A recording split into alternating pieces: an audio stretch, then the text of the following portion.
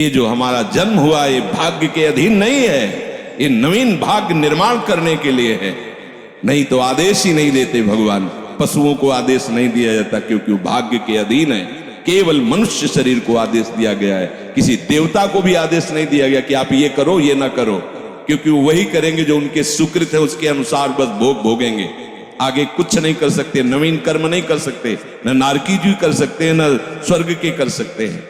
सब अपने अपने परिणाम को केवल भोग रहे हैं। यहां परिणाम उपस्थित करने का अवसर है। आप जो चाहो अपना परिणाम कर सकते हो। आप चाहो नरक जाओ, चाहे स्वर्ग जाओ, चाहे नारायण बन जाओ, जो चाहो कर सकते हो। मनुष्य शरीर है तो ऐसा शास्त्र स्वाध्याय और पंडिताई ज्ञान किस काम का जो भगवत प्राप्ति प्रारब्ध पे छोड़ दे। तो कुछ जन हैं जो शास्त्र स्वाध्याय करके या संतों की वाणी सुनकर इस विचार में आते हैं कि मुझे क्या करना चाहिए, परिवार का पोषण या भगवत प्राप्ति। दो विभाग कर लिए इसलिए खतरा है, निर्णय नहीं कर सकता। और सही पूछो तो दो विभाग है नहीं, एक ही बात है। समझ जाओ तो वहीं वहीं भगवत प्राप्ति हो जाएगी। अब उसके विचार में आता है कि अभी तो ब्याह हुआ है, या अभी छोटे छोटे बच्चे हैं, या अभी बच्चों का ब्याह किया है, अभी नए हैं, क्या जाने संसार की मेरी आवश्यकता है, नहीं तो संसार इनको परेशान कर देगा। और वो अपने अहम जनित कर्ता भाव से ऐसा बंध जाता है कि निर्णय ही नहीं कर पाता। श्री चरणदास जी कह रहे, ए भाई समझो, जिस कर्तव्य को तुम विसार करके झूठे भाव को कर्तव्य मान रहे हो, अरे माया के दीवाने, अरे हिया नहीं रहना, करना अंत पयाना। यहां से जाना है, यहां से जाना है। ये भूल जाते हैं, माया की ऐसी भूल भुलैया है कि हमें शरीर में राग और शरीर संबंधियों के राग में सुख मिलने लगता है और लगता है कि मैं अविनाशी हूं। वैसे मैं तो अविनाशी ही है, पर विनाशी को लेकर मैं ये भूल कर बैठता है। और जिसको पकड़ा है वो सब विनाशी, सब विनाशी। गो गोचर जहां लग मन जाई, सो सब माया जानो भाई। दुनिया में लाखों का मेला जुड़ा, हंसा जब जब उड़ा तो अकेला उड़ा। समझो, ये माया की चाल है जो तुम्हें समझने नहीं दे रही। अरे भाई समझो, समझो, अरे माया के दीवानों, यहां से हमें जाना है, जाना है। कुछ साथ नहीं ले जाना है, कोई साथ नहीं जाएगा। बस तुम फंस गए हो मोह दलदल में। ये कुटुंब का मोह ऐसा मोह है कि कैसे तुम्हें बताएं। याद ही नहीं आती कि मुझे जाना है, याद ही नहीं आता कि सब छूटना है। ये समझ में नहीं आता कि मैं आया किस लिए। बड़ी विचित्र भूल भुलैया है। मोह कुटुंब के अवसर को दो बातें आती हैं, परिवार का पालन पोषण, ये धर्म पालन करूं, या हरि का भजन करके भगवत प्राप्ति करूं। तो बोले मोह कुटुंब के अवसर खोयो, अवसर मिला है तुमने, भलो पायो दांव रे, चूक ना अवसर प्यारे, भलो पायो दांव रे। बड़ा अच्छा अवसर मिला है भजन करने का, चूक गए तो फिर पछताना पड़ेगा। हरि की शुद्ध बिसराई। अब वो निर्णय करता है परिवार के पोषण का, क्योंकि मोह ममता है। पीछे का हर बार सत्संग में कहते हैं कि पीछे का रास्ता एकदम बंद हो जाना चाहिए, कि आगे कोई भयावह स्थिति आवे तो लौटने का रास्ता नहीं रहना चाहिए। उपासक को पीछे का मार्ग बंद कर देना चाहिए। पर होता क्या है, अपने लोग बहुत कमजोर हैं, तो कदम ऐसे रखते हैं पर पीछे वाला पुष्ट बनाए रखते हैं कि अगर इधर थोड़ी भी आंच लगी तो कदम पीछे करके सुरक्षित हो जाए। वो सुरक्षित नहीं है, वो सुरक्षित नहीं है, वो असुरक्षा है। परिवार का राग, अन्य भरोसा, किसी देहधारी का भरोसा, किसी वस्तुओं, ये भरोसे लायक चीज है, अरे क्षण में बिगड़ जाने वाली चीज है। भरोसा तो हरि का है, भरोसा तो हरि गुरु चरण सेवा अनुसरो। ये भरोसा कभी तुम्हें विश्वासहीन नहीं होने देगा। ये भरोसा कभी धोखा नहीं, साधुते होए न कारज हानि, कभी तुम्हारा मंगल नहीं हो सकता। मोह कुटुंब के अवसर खोयो हरि की शुद्ध विश्राई। अब दिन तो बैल की तरह काम करने में व्यतीत हो रहा है और रात्रि नींद और भोग में समाप्त हो रही है। आठों पहर की 60 घड़ियां बेकार में इसने व्यतीत कर दी। एक क्षण भी शांति से बैठकर विचार नहीं किया कि मेरा जन्म किस लिए हुआ है, मैं क्या कर रहा हूं, और अपना कुशल चाहता है। इच्छिन हरि को नाम लीनो, कुशल कहां ते हुई, तब लग कुशलन जीव को सपने हो मन विश्राम। स्वप्न में भी शांति नहीं मिल सकती जब तक भजन नहीं करोगे। बालक अवस्था तो खेल में चली गई, जवानी हुआ तो अहंकार मद छाया, मैं करता मैं भोगता इसमें चली गई। जब वृद्ध आया तो रोग और चिंताओं ने घेर लिया। अब इतना दुखी है कि वो सोच भी नहीं सकता कि मैं इनसे दूर होकर भजन कर लूं। ये जो वो भजन का नाटक होता है, भजन में हम देखते हैं ऐसे ही लगा रहता है, कैसे हो और बढ़िया से और क्या करें, और मरने का ठोर आ रहा है, और क्या करें, तुम आए हो भजन करने के लिए और में भी फंसे हो, क्या कर दूं, कहां से कैसे व्यवस्था कर दूं। हम ही चला रहे हैं, भले वृंदावन में बैठे परिवार हमारे अनुसार चलेगा, हमारे ही, नहीं तो नष्ट हो जाएंगे। आए हैं वनवास करने के लिए, भजन करने के लिए, पूरा का पूरा प्रपंच पता लगता है। वृद्ध भय चिंताति उपजी, दुख में कछु न सुहाता। अरे भूल क्यों रहे हो, चेतो, साधु चिताता है जगत को, चेतो। काल रूपी शिकारी धनुष पर विष का बाण चढ़ा चुका है, तुम ठीक निशाने पे हो, होश में हो जाओ। अगर अब कोई तुम्हें निशाने से बचा सकता है तो काल का भी महाकाल हरि बचा सकता है, दूसरा कोई नहीं। आए अचानक बांधे, यम के दूत आकर अचानक बंधन में डाल करके ले जाते हैं। अब वो निर्णय कर रहे हैं, झूठे जग से नेह छोड़कर साचो हरिनाम उचारो। चरणदास सुखदेव कहते हैं अपना भला विचारो, इसी में अपना भला है। तो क्या करें, घर परिवार छोड़कर तुम्हारी तरह बाबा जी बन जाए। बाबा जी बनने से भगवत प्राप्ति नहीं होती। अगर आप बाबा जी बाहरी बात को ले रहे हैं तो उसको समझ लीजिए, बाबा जी बनने से भगवत प्राप्ति नहीं होती, प्रभु के होने से भगवत प्राप्ति होती है। वो आप चाहे गृहस्थ वेश में रहकर बनो या आप विरक्त वेश, 2 मार्ग शास्त्रों ने स्थापित किए हैं, वो प्रभु के लिए। अगर वेश बदल लिया है और परिवार का राग है, भोगों का राग है, संसार की सत्यता का भान हो रहा है कि सब सत्य है, कोई फर्क नहीं पड़ता। वेश परिवर्तन से कोई फर्क नहीं पड़ता। गधे की पीठ में चाहे मिट्टी ला दो, चाहे कबाड़ ला दो, चाहे बेद ला दो, उसको बाहर से मतलब है। शरीर में चाहे लाल कपड़ा पहनो, चाहे सफेद पहनो, चाहे काला पहनो, चाहे नीला पहनो, चाहे पीला पहनो, ये तो वस्त्र है। आपका उद्देश्य क्या हुआ, आपका अपनापन कहां गया, ये खास बात है।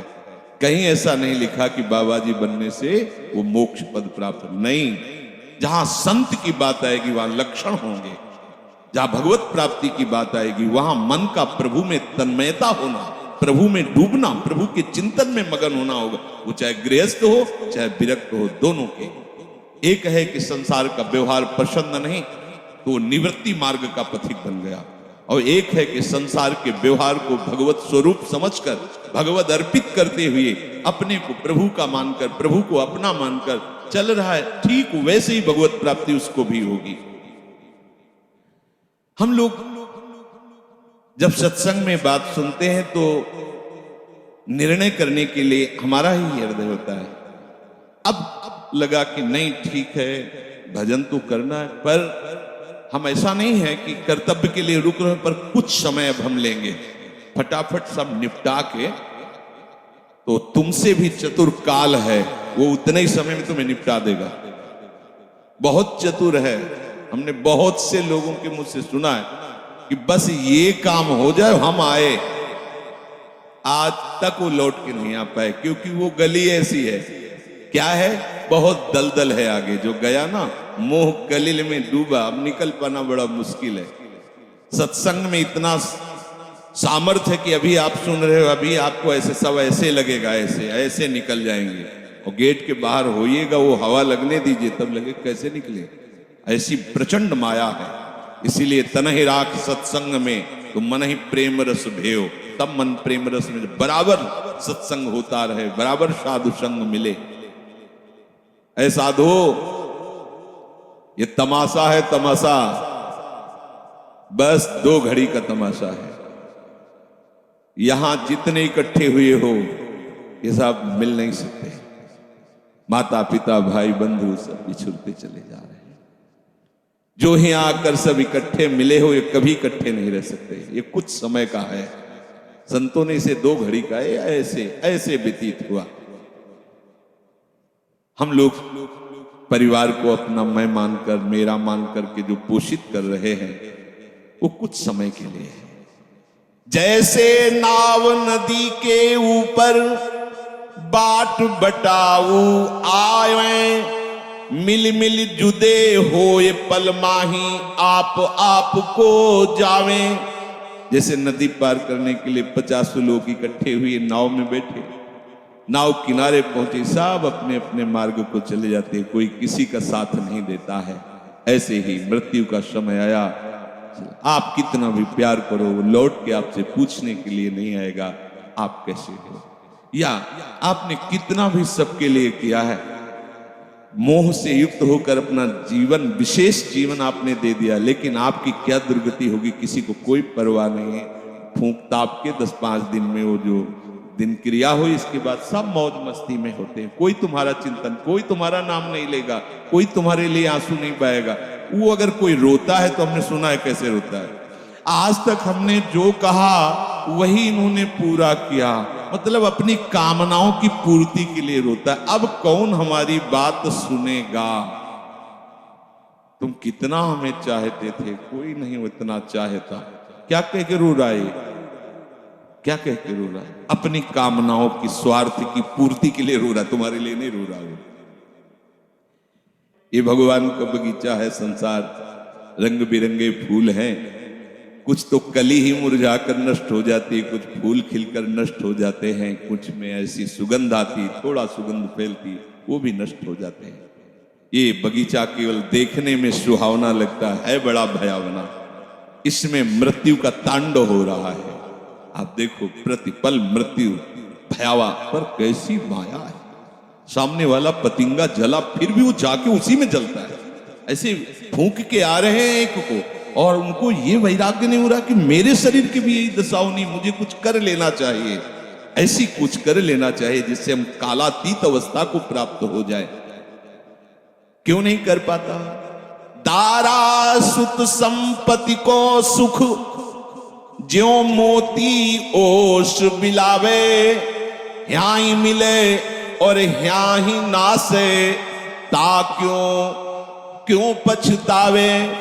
अरे भाई, ये पुत्र परिवार का मिलन और ये सुख ऐसा है जैसे पत्ते में ओस की बूंद, कितने सेकंड में ढल जाएगी कुछ पता नहीं। ऐसे ही है, बड़े हर्षित हो रहे हैं, बाजे बजवा रहे हैं। बहुत दिनों बाद लड़का हुआ है, फूले नहीं समा रहे, और काल की अवधि बहुत अलु खत्म। अब वो बूंद जो है पत्ते में गिर गई। अब किस बात को लेकर यहां खुशी मनाई जाए, किस बात को लेकर हम यहां गर्व करें?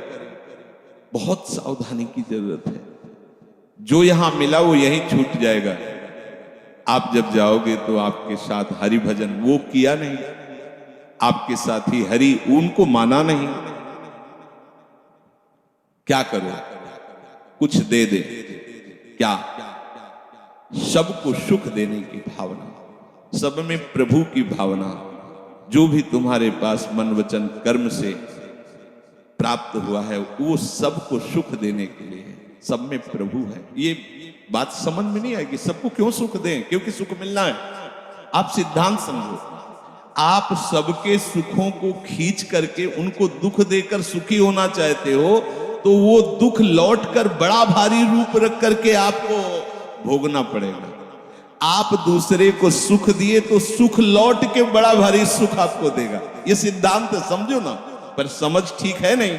तो हम दूसरे को दुख दे करके अपने को सुखी मानना चाहते तो वो दुख बहुत बड़ा रूप रख के आता है और हम दुखी हो जाते हैं। नहीं, आज तक तो सब लोग सुख के लिए ही कर रहे हो, तो सुखी हो जाना चाहिए। मतलब गलत है, कहीं ना कहीं सिद्धांत गलत है। सत्संगति को लाभ बड़ो है, साधु भक्त समझावे, चरण दास ही राम सुमिर ले, गुरु सुखदेव बतावे। चरणदास जी कह रहे तुम्हारा परम हितकारी हरि है, उसी से नेह लगा लो, सदगुरु के वचनों पर विश्वास करो, प्रभु के नाम का निरंतर रटन करो।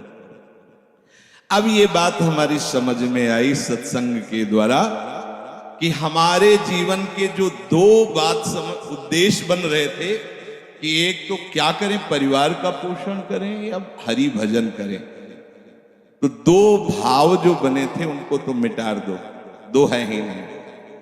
घर गृहस्थी में जो है बिल्कुल उसे बंधनकारक मत समझो, प्रभु का सब कुछ मानकर नाम सुमिरन करते हुए जो सेवा कर, अरे बड़ा आनंद आता है। आपको लगता है कि बैठकर भजन होता है, बिल्कुल ये मन की चाल है, नहीं होता। मन को भजन में नहीं लगाओगे तो चाहे पड़े रहो चाहे बैठे रहो, भजन नहीं होने वाला। और अगर भजन में लगाओगे तो फावड़ा चलाते हुए भजन होगा। जब नाम का अभ्यास करना था तो नई अवस्था थी तो गुरुजन हर समय सेवा में लगाए रहते थे। बड़ी बड़ी पत्थर की शिलियां आश्रम में थी, उठा कर उनको जमा कर खोद के बराबर करना, तुलसी का बगीचा लगाना, गेंदे का बगीचा लगाना और वृक्षों को हैंड पैप से भर भर के पानी 100 बाल्टी खूब सींचना खूब, और उसमें भी नाम स्मरण करना। और जो पूर्व सदगुरुदेव भगवान थे बड़े ही बाहरी कठोर नियम बने, और उस समय नाम का अभ्यास उसी समय करवाया गुरुदेव भगवान। ऐसे पूरे में सोने लगाना, गुरुदेव भगवान की कृपा से समझ में आया। तो हमें लगता है कि कोई भी काम करते हुए भजन हो सकता है, कोई भी। अरे जब युद्ध हो सकता है तो और क्या बात है। अब बोलो आपका निर्णय कि मैं परमार्थ में जाऊं या व्यवहार ठीक करूं। हम कह रहे हैं वो व्यवहार ही परमार्थ बना लो ना, भागने की जरूरत कहाँ है। और जब आपकी अरुचि बढ़ेगी, वैराग्य बढ़ेगा, तो तुम्हें कोई रोक नहीं पाएगा। वो तो स्थिति आएगी, और अगर स्थिति के लिए बिना तुम भागोगे तो यहां के वही प्रपंच करोगे, यहां भी वही प्रपंच करोगे, भजन नहीं होगा। तो पहले तो साधक को इस बात को लेकर संदेह होता है कि संसार का व्यवहार करना कर्तव्य है या भजन करके भगवत प्राप्ति करना कर्तव्य। अब उसका सत्संग के द्वारा निर्णय होता है, चाहे शास्त्र का चाहे संतों का, कि नहीं नहीं मुझे तो इस जन्म में भगवत प्राप्ति करनी है। संसार के इन सब कार्यों को तो बहुत जन्मों में किया है, अब इस जन्म में भगवत प्राप्ति करनी है। ऐसा निर्णय सत्संग से होता है। जब ऐसा निर्णय हुआ तो भोग उसे कड़वे लगने लगे। ये शरीर का विलास, इंद्रियों का विलास उसको एक दुखद लगने, कैसे कैसे छोड़ूं, कैसे हटूं। अब उसी को वैराग्य कहते हैं। अब उसके अंदर वैराग्य बढ़ने लगा। जब वैराग्य बढ़ने लगा तो वो प्रभु की तरफ चलने के लिए उतावला हुआ। अब उसके सामने प्रभु की तरफ चलने के लिए जो बताने वाले वो शास्त्र हैं और वो संत जन हैं। अब इतने संत जन हैं कि उनकी सबकी अलग अलग साधना है, अलग अलग उपासना है। इतने शास्त्र हैं कि उनकी अलग अलग धाराएं हैं, और बिना इसके कल्याण नहीं होगा। सब कोई कहता है हमारा मार्ग ठीक है, सब सिद्धांत कहते हैं इससे भगवत प्राप्ति, इससे भगवत प्राप्ति, इससे ऐसा, इससे। वो साधक फंस जाता है कि चलूं तो किस में चलूं। उसके सामने साध्य और साधन विषयक तरह तरह के भेद साधकों के द्वारा, संतों के द्वारा, भक्तों के द्वारा डाले जाते हैं सामने। फिर शास्त्र को पढ़ता तो बहुत सी बातें शास्त्र में निकलती हैं, और वो बेचारा परेशान हो जाता है कि अब मैं क्या करूं। संसार का तो सत्संग के द्वारा समझ लिया कि ये ठीक नहीं, मुझे भगवत प्राप्ति, पर कैसे भगवत प्राप्ति करूं। अब इसका निर्णय करना उस नवीन साधक के लिए बहुत कठिन होता है। परंतु भगवत कृपा का वो जिसने आश्रय ले लिया वो यहां टिकता नहीं इस संशय में। परमार्थ भगवत कृपा से पुष्ट होता है। सबसे पहले प्रभु हरि को गुरु बनाना चाहिए। वही सबके गुरु है। जब हम घर से निकलने की सोच रहे हैं उस समय वो सोच भी गुरु दे रहा है, वो हरि गुरु उस समय सोच भी दे रहा है वही। तो जब हमारी ऐसी स्थिति आती है कि हम निर्णय नहीं कर पाते तो अंदर से प्रभु को पुकारना चाहिए, हे गुरुदेव हरि आप प्रकट रूप में मिलो और मेरा समाधान करो। अब जो ही वो अंदर से ऐसी दशा में प्रभु की शरण होकर के पुकारता है तो भगवत कृपा उसे सदगुरुदेव के रूप में प्राप्त हो जाती है। ये ओहो जो मैं खोज रहा था वो मिल गया। वो अंदर से भगवान उसको वहां पहुंचा देते हैं, वो बात सुनवा देते हैं, वो संयोग बैठाल देते हैं जिससे उसके सारे संशय नष्ट हो जाते हैं। अब वो संपूर्ण शास्त्र और संपूर्ण संतों के मत को प्रणाम करके अपने गुरुदेव की आज्ञा पर चलने लगता है। अलग अलग वर्णन है संप्रदायों के सिद्धांत, अलग अलग शास्त्रों की युक्तियां वर्णन है। हम कितनी युक्तियां कितनी चलेंगे तो एक युक्ति में ही। तो इतनी बात समझ लेना है कि हम प्रभु के अंश हैं, इसमें किसी भी संप्रदाय का कोई कटाक्ष नहीं। जीव प्रभु का अंश है, इसमें किसी भी संप्रदाय की कोई टिप्पणी नहीं है ना, ठीक। दूसरी बात, संसार भगवान की माया है, सब संप्रदाय है ना, तो इस माया को त्यागना है। बात समझ में आ गई। तीसरी बात है भगवत प्राप्ति करनी है। ये तीन बातें किसी भी संप्रदाय में कहीं भी कोई काट नहीं इनकी। हम प्रभु के अंश हैं, ये संसार माया के द्वारा रचित है, संसार का, संसार के भोगों का त्याग करने वाला ही भगवत प्राप्ति के योग्य होता है। भगवत प्राप्ति करना हर संप्रदाय का लक्ष्य है, चाहे वो उपासना कुछ भी हो। संसार का त्यागना हर संप्रदाय का लक्ष्य है। कोई भी आप शास्त्र सिद्धांत या संप्रदाय देखिए, संसार के भोगों का, संसार की आसक्ति का त्याग, और हम प्रभु के हैं, ये सिद्ध बात है। किसी भी संप्रदाय में हो, जीव भगवान का अंश है, ये निश्चित बात है।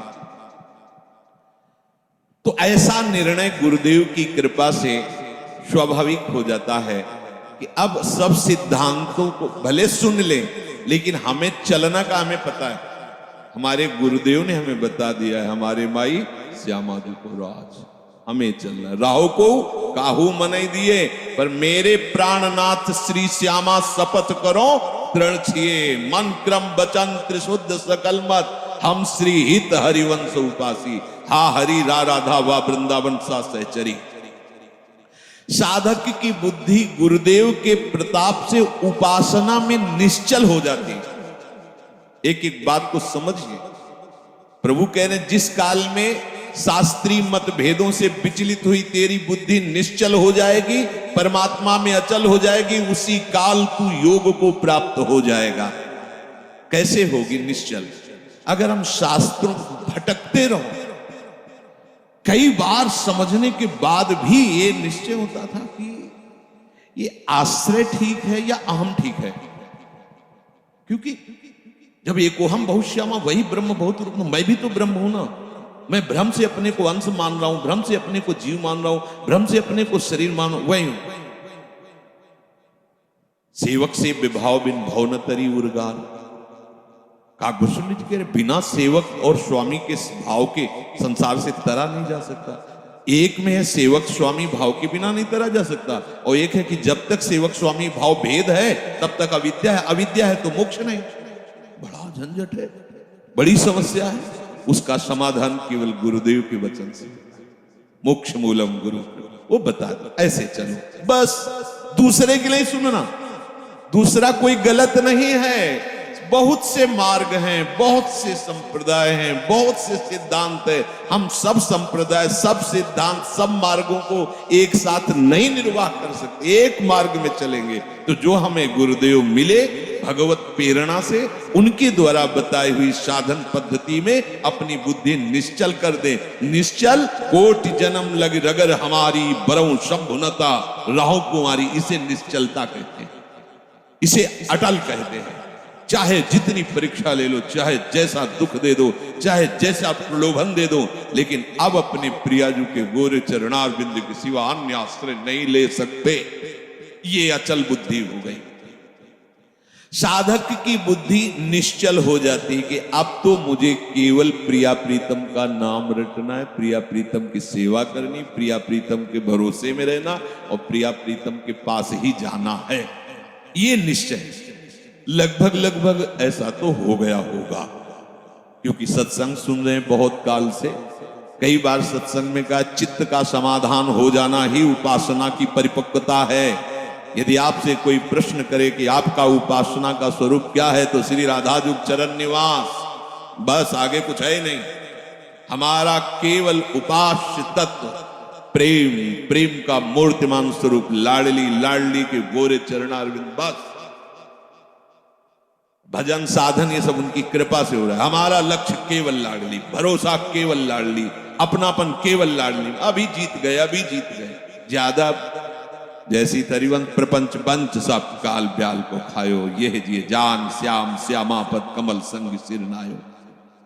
मुझे प्रियालाल को प्राप्त करना ये दृढ़ निश्चय हुआ गुरुदेव की कृपा से। ऐसा दृढ़ निश्चय होने वाली बुद्धि को अचल कहते हैं। जब दृढ़ निश्चय हो जाता है तो साधन अब सिद्धावस्था में परिणित होने लगता है। ध्यान रखना, जब तक ये करें कि ये करें कि ये करें कि ये करें ऐसा चलता रहता है, तब साधक रहता है।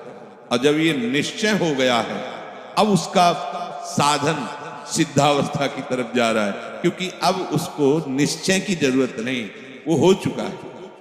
प्यारी जी, प्यारे जी, वृंदावन धाम, नाम रूप लीला उनके गुणों का गायन, ये हमारा तय हो चुका है। इसमें कोई मिलावट नहीं होगी।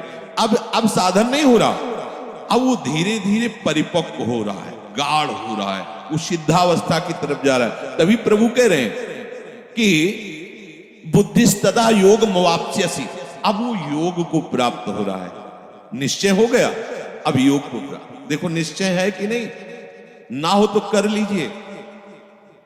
अब हमें साधन संबंधी जिज्ञासा नहीं रहनी चाहिए कि मुझे क्या करना है। अगर ये जिज्ञासा रही मुझे क्या करना है, तो सब किया कराया माटी हो गया। मुझे क्या करना है, प्रियाजू कहो, प्रियाजू के लिए श्वासें, प्रियाजू के लिए शक्ति है, उन्हीं के द्वारा दी, उन्हीं की, चाहे गृहस्थी में हूं चाहे विरक्ति में हूं, प्रियाजू कहो, प्रियाजू के लिए चेष्टा करो। प्रियाजू ही हमारी मालिक है, हमारे जीवन का पूरा अधिकार प्रियाजू को है। अब वो दुख दें सुख दें, लाभ है हानि है, दुर्गति है, नरक है, स्वर्ग है, इसकी मुझे कोई परवाह नहीं। इतना तो निश्चय हो जाना चाहिए। और इतना निश्चय हो जाए तो भगवान से भी कृपालु हमारी लाडली जी हैं। भगवान को बहुत करुणा समुद्र कहा गया है भी, लेकिन उस करुणा समुद्र का गाढ़ रूप श्री लाडली जी महाराज हैं। अरे इनके भरोसे हो जाने पर अलबेली सरकार है, कहीं आज तक पर जल्दी कोई भरोसा इधर का पा नहीं पाता, क्योंकि एकांतिक महल है। और जिसे भरोसा मिल गया और निहाल हो गया, निहाल हो गया। अब उसे प्रियाजू के साथ नित्य संयोग का अनुभव होने लगेगा।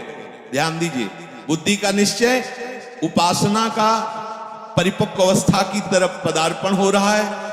अब उसे प्रतिपल लग रहा है कि प्रियाजू हमारे साथ है। लग नहीं रहा है, छिन छिन बिहरत संग, सेवक जी कह रहे, छिन छिन बिहरत संग, छिन छिन निरखत प्रेम भरी, और छिन जस कहत अभंग, ये जो कृपा हरिवंश की। निश्चय में जितनी कमी होती, भगवत प्राप्ति में उतनी ही देरी होती है। निश्चय में जितनी कमी होती है, भगवत प्राप्ति में उतनी देरी होती है। क्रिया से भगवत प्राप्ति नहीं है, निश्चय से भगवत प्राप्ति है। निश्चय गुरु कृपा से होता है, गुरु वचनों से होता है, सत्संग से होता है। जब बुद्धि अपने आराध्य देव में निश्चल हो जाती है, तो उसे नित्य योग का अनुभव होने लगता है। संसार से संबंध विच्छेद करने के लिए बुद्धि को निश्चल होना ही चाहिए। अगर निश्चल, तभी हम कई बार कहते हैं माता पिता का भरोसा रखेंगे तो आप हमारे आराध्य देव और गुरुदेव के वचनों पर चल ही नहीं सकते। भोगेश्वर प्रसक्ता नाम तया प्रहति चेतसाम व्यवसायत्मिका बुद्धि समाधो न विधीयते, नाटक हो जाएगा। अगर ऐसा होता तो रघुनाथ दास गोस्वामी जी जगन्नाथ जी में अखंड भंडारा शुरू कर देते। हलवाई भेजे थे, रुपए भेजे थे, दोनों पिता जो भाई थे, बड़े अरबपति खरबपति उस समय थे। मजूमदार पदवी उनको प्राप्त थी, पूरा राजा महाराजाओं जैसा नहीं। जगन्नाथ जी के सिंहपौर पर खड़े होकर भीख मांगकर खाते हो, वो सब त्याग दिया। ये है परमार्थ का स्वरूप। ऐसा संसार से संबंध विच्छेद करने के लिए तैयारी करनी ही है। ये शरीर और शरीर के संबंधी भोग और शरीर संबंधी रिश्ते नातेदार, यही संसार है। इससे अंदर से संबंध विच्छेद किए बिना कोई न भक्त हो सकता है, न महात्मा हो सकता है, न भगवत प्राप्ति कर सकता है। जो प्रभु से बिछुड़ा हुआ बहुत जन्मों से है और संसार से अपनापन किए हुए हैं, अब बिना ये अपनापन संसार से हटाए प्रभु से योग हो ही नहीं सकता। चाहे जिससे आशीर्वाद मांग लो, चाहे जिससे आप जाकर के कहो कि हमें हाथ रख दो। लोग ऐसे बावरे हाथ पैर रखने से कुछ होता है क्या?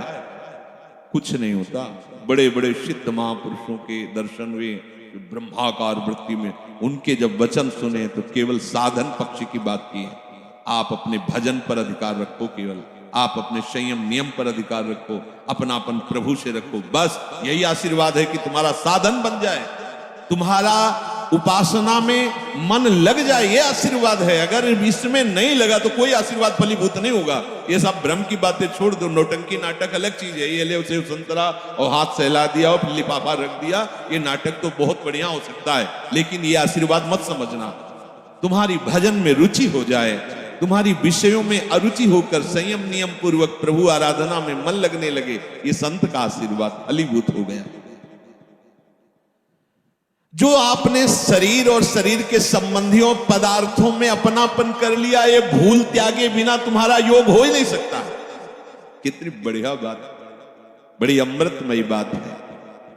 और जब आप संसार से वियोग करोगे तो प्रभु से योग स्वाभाविक हो जाएगा, करना नहीं पड़ेगा, क्योंकि वो हमारे हैं।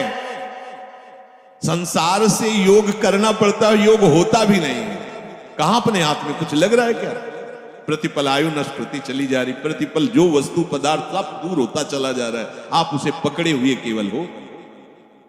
और इनको छोड़िए तो प्रभु से योग करना नहीं पड़ेगा। हमारा योग है वही जागृत हो जाएगा, स्वाभाविक जागृत हो जाएगा, हमारी बुद्धि प्रभु में निश्चल हो जाएगी।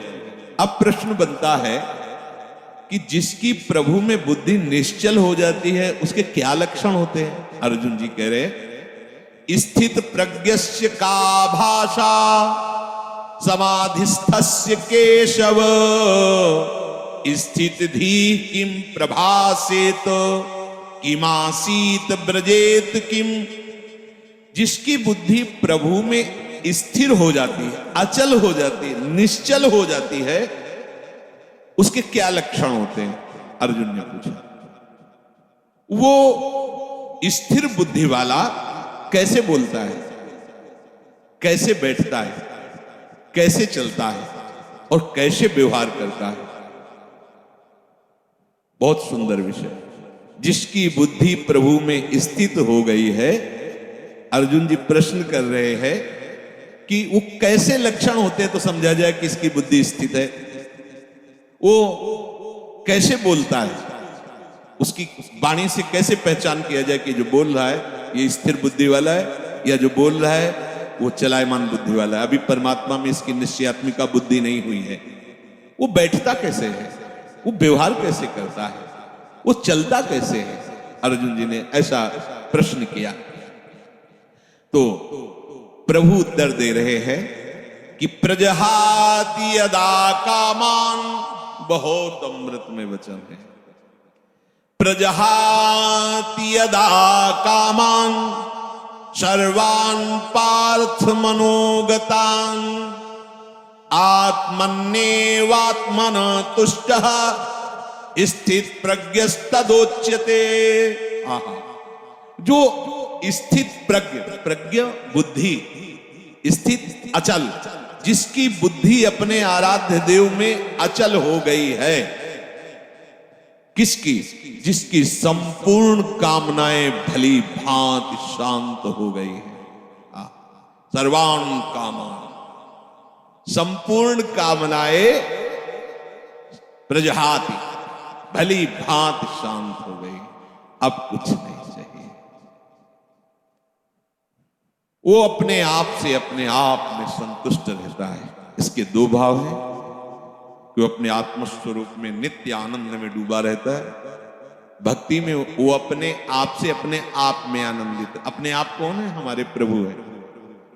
किसी क्रिया से नहीं, किसी पदार्थ से नहीं, बाहरी किसी सपोर्ट से नहीं, इसीलिए अपने आप से, आत्मन्ने वात्मना तुष्टा, अपने आप से। प्रियाजू को सबसे ज्यादा प्रसन्नता और सुख पहुंचाने वाली बात है आपको अपने आप को दे देना है। यही सबसे बड़ी सेवा है। हम लोग बचा के अपने को रखते हैं और पदार्थ आदि देना चाहते हैं। हम महीना तुम्हें दे सकते हैं, हम रुपए क्या भोग सामग्री दे, लेकिन हम, हमारे लड़के, हमारा परिवार, हमारी हम, ये सब मायाकृत है वस्तु, जो जहां जैसा ठीक है। आप अपने आप को दे दो, ऐसा नहीं हो पाता। आप अपने आप को बचा के रखते हैं, अपना अस्तित्व बना रखते हैं, रंग नहीं है। मैं ये मन आदत सो मई बुद्धिम निवेश है, मेरे में मन बुद्धि को अर्पित कर दो। फिर जब आता है कि कैसे करें, फिर वो साधन पद्धति प्रारंभ कर दी जाती है। नहीं तो सही पूछो, इसमें साधन का कोई योग नहीं होता। आप समझ नहीं पाते, इसलिए साधन का योग कि करो, धीरे धीरे आपकी जो पूर्वाभ्यास हो मिटे, तब ये बात सीधे प्रियाजू की प्राप्ति के लिए आप पर्याप्त हैं। निश्चय कर लो श्यामाजू की। अब जैसी दिनचर्या है उस पर थोड़ी दृष्टि डाल लो कि श्यामाजू के विरुद्ध आचरण ना होने पाए। मस्त रहो, भरोसे पे मस्त रहो। देखो सारे सद्गुण देवी संपदा आपके अंदर आ जाएगी। सारे शरीर को स्वीकार करके भोगों में सुख है ऐसा माना तो सारी आसुरी प्रवृत्ति आ गई है। मानने मात्र से आपने केवल माना कि मैं विरक्त हूं तो बहुत से अंकुश अपने आप लग गए। विरक्त, जहां आपकी मान्यता होती वैसा रंग चढ़ने लगता है। मैं प्रियाजू का हूं, प्रियाजू मेरी हैं, ऐसी मान्यता से सारे भागवतिक सद्गुण आ जाएंगे जो महात्मा में होते हैं, जो रसिकों में होते हैं, जो भगवत प्रेमियों में होते हैं। अब ये बात समझ में नहीं आती, इसीलिए फिर लगाया जाता है आप ऐसा करो, इनको त्यागो, उनको छोटे छोटे सब करते हुए जब यहां आता है, अगर वो अपने आप को नहीं दिया, ये सब कर रहा है तो उसका फल होगा प्रियाजू नहीं मिलेंगी। अपने आप को कर तो अभी से समझ लो, अभी से आपको प्रियाजू मिलेंगे, अपने आप को समर्पित। पर समर्पित का कोई अस्तित्व नहीं होता। जैसे रूपलाल हित हाथ बिकानी, निधि पाई मन मानी। अब ये समझ पाओ तो समझ पाओ, नहीं तो फिर साधन में लगो धीरे धीरे। जब साधन में लगते जाओगे तो अभी क्या है, इतनी बहिर्मुखता है कि फिर क्रियाओं को, फिर क्रिया जिनसे होती है उन करणों को जब हम धीरे धीरे उधर मोड़ने लगते हैं, तो चूंकि इन्हीं के पीछे हम चल रहे थे, यद्यपि उल्टा है ये बात, इन्हीं के पीछे चल रहे थे, इसलिए धीरे धीरे लगने लगता है मैं प्रियाजू को। ये बहुत लंबा सफर है। अगर आप स्वीकार कर ले मैं प्रियाजू को, तो आपके करण, आपकी चेष्टाएं सब अभी इसी क्षण से प्रियाजू को समर्पित होने लगेंगे। वो समझ नहीं आती, क्योंकि बहुत समय से अपनापन शरीर और शरीर संबंधी भोगों और शरीर संबंधी रिश्ते नातों में, इसलिए कहने का होता है अरे नहीं अब तो हमारे माता पिता आप ही हो। आप तो जब अवसर आता है तो माता पिता के पास होते हैं, एक भी बात गुरु की नहीं माननी, एक भी बात शास्त्र की नहीं। ये कहने सुनने से कोई बात नहीं बनती, स्वीकृति से होता है। यहां प्रभु कह रहे हैं प्रजहात यदा कामान सर्वान पार्थ मनोगतान।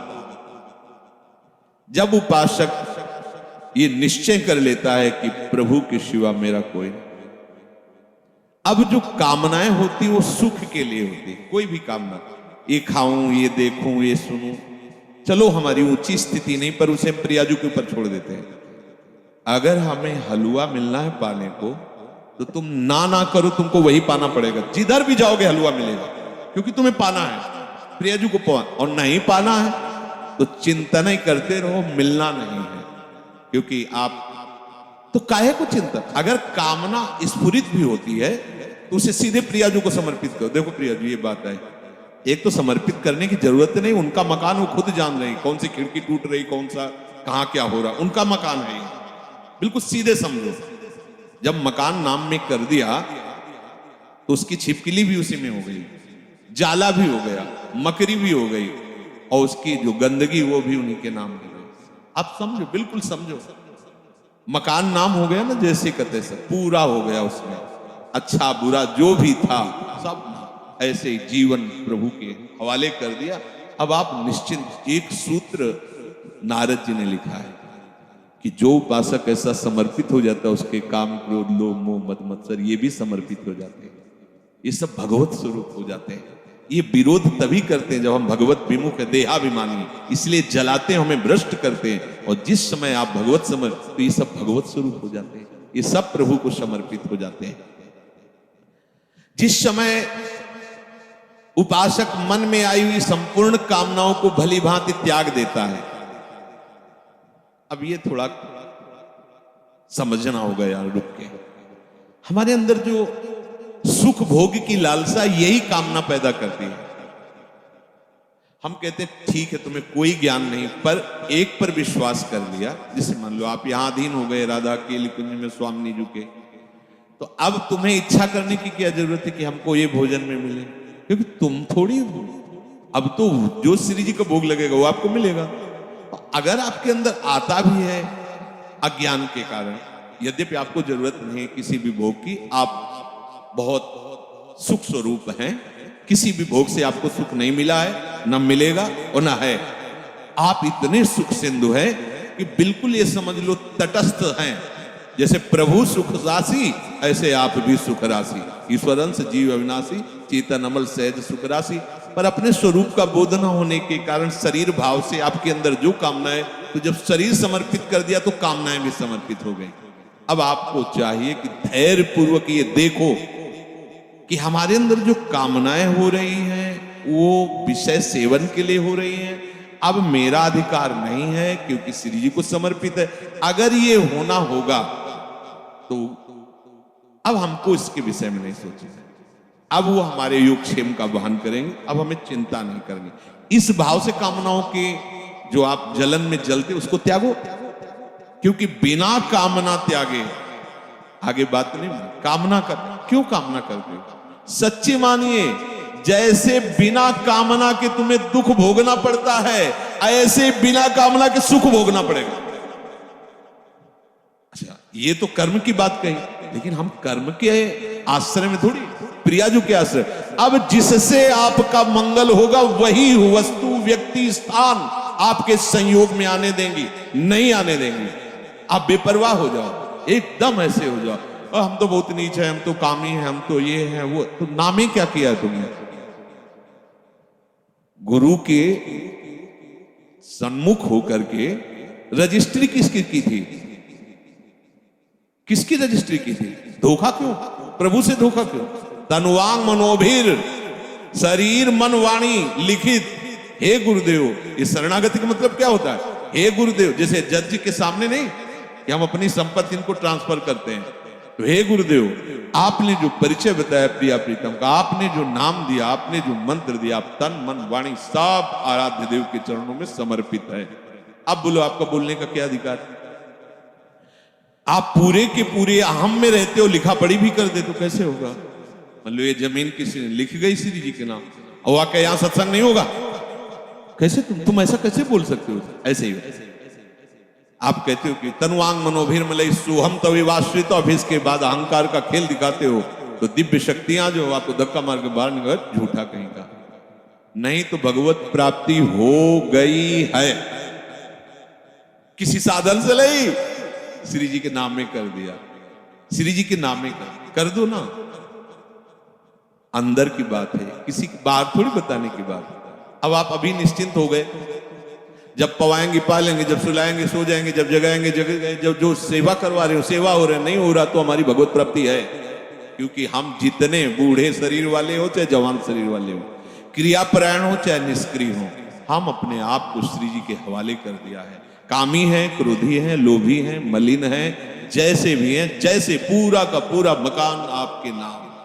अब बेपरवाह हो जाओ, पर करते नहीं हो इसीलिए बेपरवाह नहीं। अगर कर दो तो अभी नाच पड़ोगे, बाजी चीज। तभी तो बलिहारी गुरु चरणों की होती है, ऐसे थोड़ी बलिहारी। इतना बड़ा समस्या ऐसे मिटा दिया, बलिहारी बलिहारी बलिहारी हृदय में बार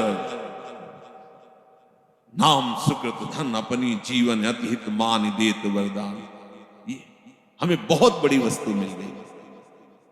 अब जब समस्त कामनाओं का त्याग करके एकमात्र निश्चल बुद्धि प्रभु में होती है तो उसे कहा जाता है स्थित प्रज्ञ। ऐसा समझ लो जैसे भुना हुआ चना, भुने हुए चने को कहीं भी कितने भी गीली मिट्टी में खाद डाल के आप कभी अंकुरण नहीं हो सकता। ऐसे जो स्थित प्रज्ञ होता है, कोई भी भोग वासना उसके हृदय में हलचल नहीं पैदा कर सकती, वो निरपेक्ष होकर दिखता है। प्रसाद अच्छे से अच्छा या प्रतिकूल या अनुकूल, जैसी भी परिस्थिति वो बाहरी है। जैसे आप क्या पाके कैसे हो, आपको अपने को क्या परेशान, ऐसे ही इसको, इसका प्रारब्ध है या इसको प्रभु ने निश्चय किया कि हलवा पा लिया, उसको कोई इसमें हर्ष नहीं होता। आज हलवा नहीं, नमक रोटी मिल गई या ऐसे कुछ रूखा सूखा, कोई शोक नहीं उसके लिए। कोई यार 10 दिन से तो ऐसे ही चल रहा है, कुछ ऐसा मिलना चाहिए, कुछ वैसे, कोई हलचल। क्यों? क्योंकि वो भोगता नहीं, वो शरीर नहीं है, प्रियाजू को अर्पित जैसा जो कुछ। अब ये थोड़ा समझना चाहिए, कब समझोगे, कब इस पे चलोगे। स्थित प्रज्ञ वही है, उसी की बुद्धि प्रभु में निश्चल मानी जाती है, जो सर्व कामनाओं का त्यागी होता है। कोई खास बात नहीं, और इतनी बड़ी बात है कि जन्म जन्म रगड़ करते रहो फिर भी इससे नहीं निकल पाओगे। और इतनी हल्की सी बात है, कनेक्शन कटा पूरा सब खत्म, चले चलो पूरा सब खत्म। अहंकार केवल श्री जी के चरणों में, अपनापन श्री जी के चरणों में कर लो, ये सब ठीक है। सब बिगड़ा रहे तो भी भवन किसने खरीदा है? ये भवन किसका है? खंडहर पड़ा है, टूटा है, जाला है, कोई शोभा नहीं, बैठने लायक नहीं है, बढ़िया है, लेकिन खरीदा किसने? बोले अमुक। अरे बोले 2 मिनट में सब ठीक कर देगा। उसके लिए क्या है ये? बस आज वो अपिचेत सुदुराचारो भजते माम अनन्य भाग साधुरेव समन्तव्य सम्यक व्यवसिता। ऐसा खरीदा किसने है? प्रभु के वचन है, गीता जी में आगे आएगा। अपिचेत सुदुराचारो, सुमन सांगोपांग दुराचार करने वाला वर्तमान में, लेकिन उसने निश्चय कर लिया कि अब मेरा केवल भगवान ही उद्धार कर सकते हैं, मैं बहुत नीच और पापी हूं, केवल भगवान ही। भगवान करे साधु मानो, बोले कैसे माने साधु, ये तो खंडहर पड़ा है, हर जगह से बेकार है। बोले हम बनवा देंगे, हम बनवा देंगे। अच्छा, उनके बनवाने में ईंट गारा की जरूरत नहीं, दृष्टि में बदल जाएगा। मैं बनाऊंगा साधु से, करो सत्य ते साधु सब ठेका ले लिया। अब बात बन गई, बिल्कुल सहज सरल बात तुम्हें बता रहे हैं। भगवत प्राप्ति करने के लिए अपने आप को जैसे हो वैसे के वैसे प्रभु के चरणों में लिखित दे दो। कहां से लिखित? हृदय से। अब आपका प्रश्न उत्तर नहीं बनता है, आप अंदर से शांति से बैठकर, ब्रह्म मुहूर्त का समय है, मेरे बनाए ना बनेगी कोटि कल्पना। हे प्रिया, आप तो जान रही है, हमारी दशा देख रही, बस मैं जैसा हूं, जैसा मेरा तन है, जैसा मेरा मन है, जैसी मेरी चेष्टा है, जैसा मेरा स्वभाव है, मैं पूरा का पूरा अपने आप को आपके चरणों में समर्पित करता हूं। ठीक है, अब अगर बिल्डिंग की खिड़की तोड़ी जाती है, नई खिड़की लगानी, तो तुम्हें परेशानी क्या है? समझ रहे हो? यहां ऑपरेशन होना है, यहां परेशानी है, ये रोग है, ये इन्फेक्शन है। अब आपका प्रश्न कैसे बनता है? अगर आप कह रहे हो कि प्रियाजू तो सर्व सामर्थ्यशाली, हमारा ये ठीक हो जाना चाहिए, ये धोखेबाज। तुम्हारा क्या ठीक हो जाना चाहिए? तुमने तो नाम कर दिया था प्रियाजू के। आप सोचो कितने हम लोग बेईमान, प्रभु से बेईमानी करते हैं। उन्हीं की वस्तु है, अपनी मान ली। इस भूल मिटाने का परिणाम होगा परमानंद। भूल जो तुमने कर ली, वैसे तो दंड मिलना चाहिए। प्रभु की वस्तु पर अपना अधिकार, अपना स्वामित्व कर रहे हैं, चलो, पर भूल मिटा दी तो उसका परिणाम होगा परमानंद। अब आपका प्रश्न नहीं बनता। अभी तक तो 10 वर्ष हो गए, दृश्य नहीं बदला, कोई चमत्कार नहीं, कोई सिद्धि नहीं, वो वही मन में जलन। हमें भैया क्या मतलब, हमने तो नाम ही कर दिया। बार बार ये सोचो, हमने अपने आप को प्रभु के चरणों में समर्पित, बहुत बड़ी बात है, आखिरी बात है। संभाल करके वहां पहुंचा पाना हमारे बस की बात नहीं। मेढकों का तौलना है, 2 रखो तराजू पे तो 4 छलांग लगाते, 4 रखो तो पूरे की तनवांग मनोभिर्मलई सोहम तवई वाष्टता। समस्त कामना रहते हुए भी वो भगवत प्राप्ति के योग्य हो जाएगा। ये हम आपको बात बता रहे हैं। समस्त कामना रहते हुए भी वो बहुत कृपाल है। 1 सेकंड से कम हिस्से में वो हमारी बात बना देंगे, 1 सेकंड से कम हिस्से, क्योंकि इसका राग ही केवल कामना है। बस आप समझ लो, ये राग थोड़ा सा मुड़ा प्रियाजू के चरणों की तरफ, कामनाएं अपने आप शांत हो जाएंगी।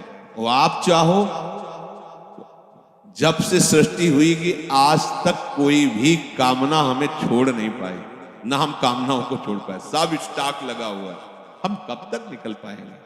जब देखो तो कोई न कोई वासना, कामना, सब ज्ञान विज्ञान की बातें होती और कामना वासना। तो एक उपाय बहुत बढ़िया मिला, ये आत्म अंदर से बिल्कुल सीधी भाषा में आज ही रजिस्ट्रार के पास जाके पूरी की पूरी वैभव संपत्ति इनके नाम करवा देते हैं।